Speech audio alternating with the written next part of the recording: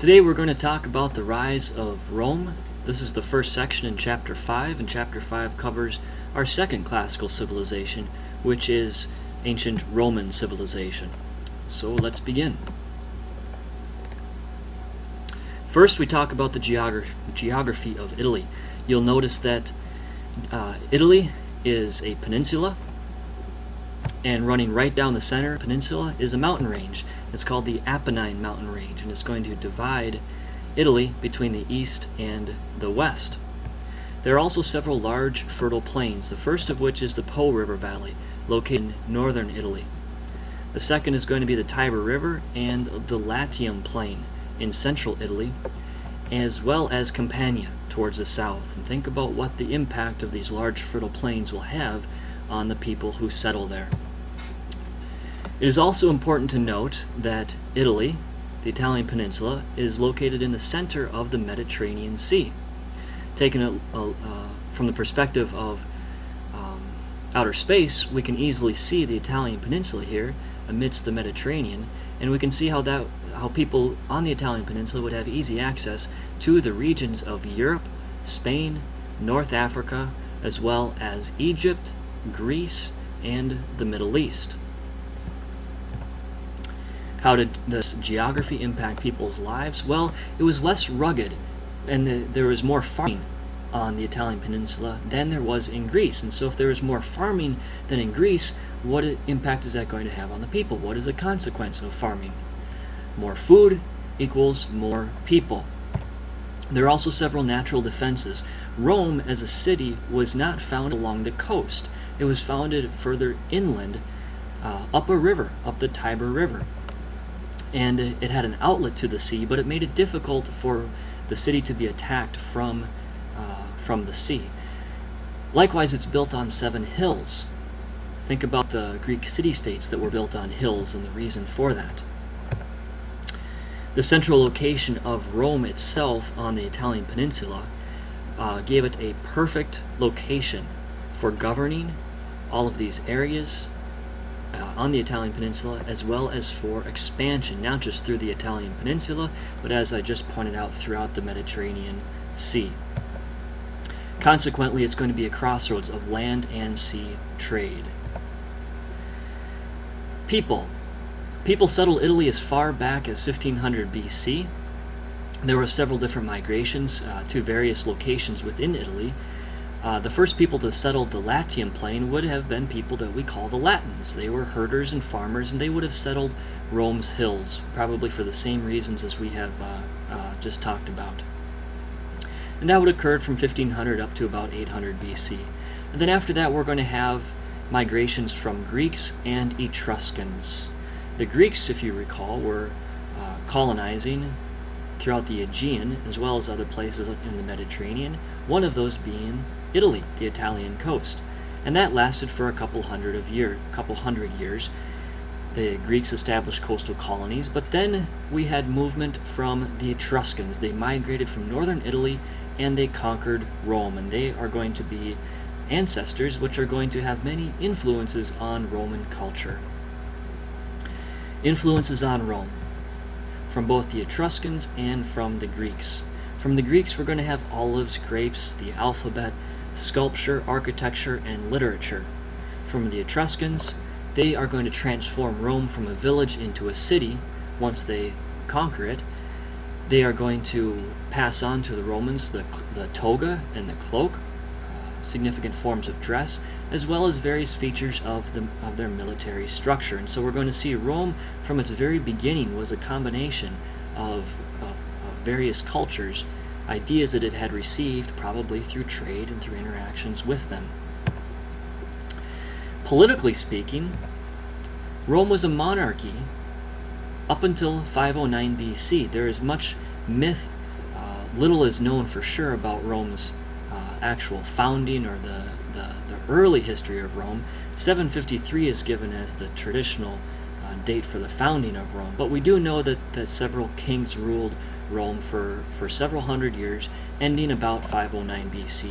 And then it formed into a republic in which people voted people into office to represent them.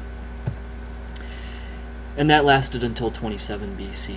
Two other important dates that we'll talk about here in this section are 264 and 146. It's during this time in which we had the Punic Wars, significant wars of expansion for Rome. Speaking of Roman expansion, you may have seen several maps of the vast expanse of territory of the Roman Empire. However, Rome had to start somewhere, and they first started out on the Italian Peninsula. This dark color that you see right here is the earliest territory that was controlled by Rome, and the lighter red color shows where it first expanded, and this pink shows where they expanded a few years later, and then the orange, and then the yellow, and then the green. So it was a gradual process. It took a couple hundred years for them to control all of the Italian Peninsula, and they were able to do this because of some of their strategies. They developed a confederation, and it meant that the allies were self-governed, but they provided soldiers to Rome. Consequently, many of those people that were defeated by the Romans, they actually became allies. Some of them became citizens, and they could actually vote. And so the Romans didn't just conquer people and suppress them, they conquered people, allowed them some sort of self-government, but did require some sort of service from them as well.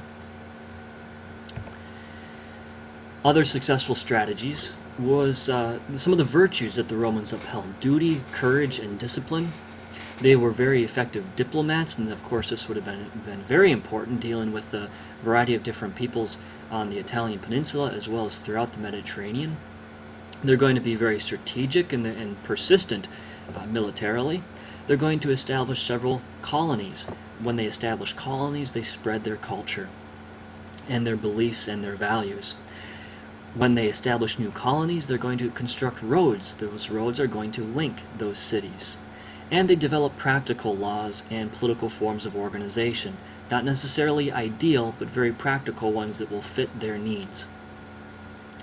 This picture shows an example of the virtues of duty and courage and discipline that Roman citizens were expected to portray. This is the story of Cincinnatus, and he's a humble farmer working in his fields when he is summoned by the military to lead Rome because they are under attack. He leaves his farm, serves in the military, leads the military to victory, and then he consequently returns to his fields to work. A perfect example of how we belong to the state. Remember how we discussed that with the Greeks and with Aristotle's quote saying that we do not belong to ourselves, but we belong to the state. It is important for us to serve the state in a variety of different ways.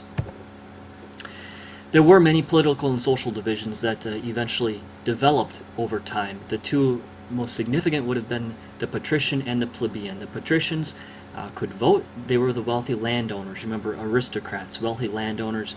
They were the ruling class, and they were the ones that were elected to office. Plebeians could also vote, but they were going to be farmers, craftspeople, and merchants. And for many years, they could not be elected to office. And that is going to create political problems, which we'll see in just a second. The political structure under the Republic would consist of two consuls. They're the topmost position within the government. There were two of them each year. Why two? They could keep the power in check. One could work on domestic issues in and around Rome. The other one could be leading wars of expansion. Both of them led the government. There would have been several other magistrates or official positions within the Roman Empire, praetors, and so forth, but there was a Senate, and the Senate was significant because there were 300 people, but they were patricians. They were the aristocrats. They served for life, they advised officials, and they did have a significant amount of power and influence. They served on many different assemblies. Those assemblies elected the consuls, the praetors, passed laws, and they worked with the plebeians. The plebeians eventually did get their own assembly. Here is another diagram that shows some of the various positions, the number of people that served, and some of the tasks that they carried out. This also shows differences in dress that you would have had between the wealthy patricians and the simple plebeians, and then of course there was a large slave class. As you can imagine, there was significant struggle between the classes, between the patricians and the plebeians. It started out, a few things no intermarriage between the classes. The plebeians were the ones serving in the military, not so much the patricians. The Counts of Plebeians was eventually formed around 471, and they gained a few rights. They could have intermarriage between the social classes. They could be elected to office to consul, and after 287 BC they were eventually allowed to pass laws. So they were able to gain a few rights, but never elevated to the position of the patricians, of the wealthy landowners. Roman law also evolved over time. One of the most significant achievements would be the 12 Tables. It was first written about 450 BC, and it's the first written set of laws, and it was publicly displayed in the Forum.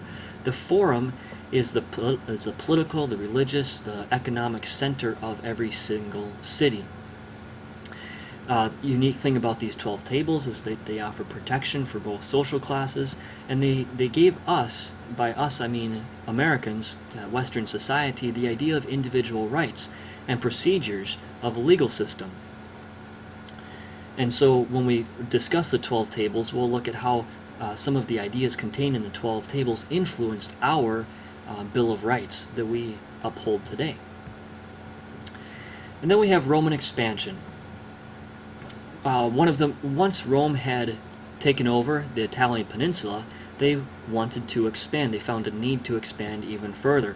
And one of those needs is going to arise out of the fact that Carthaginians settle Sicily. Sicily is this island just to the south of Rome. And Carthage is a city here in northern Africa, modern-day Tunisia.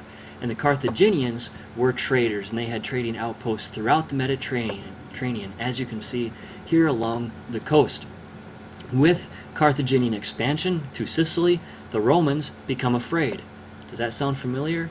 Fearing the growth of power or expansion of another group of people? You should recall Thucydides and his reason for the Peloponnesian Wars. Well, the Romans, they respond, they build a navy, and they defeat Carthage. Carthaginians consequently expand over to Spain, and Romans attack. This was the First Punic War. There were 3 of them.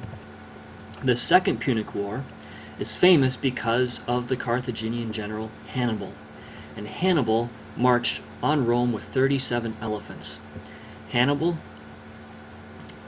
went into Spain, and he went over the Pyrenees, over the Alps, and on into the Italian Peninsula with his elephants. However, Hannibal's resources diminished. The Romans regrouped and they attacked Carthage. Hannibal, needing to go back and to defend his city, returned to Carthage. Ultimately he lost, but he fought Rome valiantly on the Italian Peninsula.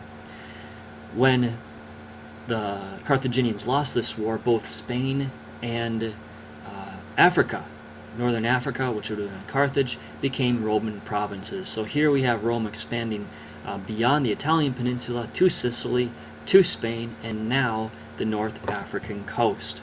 But there was one more war, and that ended in the ultimate destruction of Carthage in 146 BC. And soon after, within a few years, Rome is going to control all of the Mediterranean coast, and so they are going to have access to all of the trade and the goods that go in and out of the Mediterranean Ocean.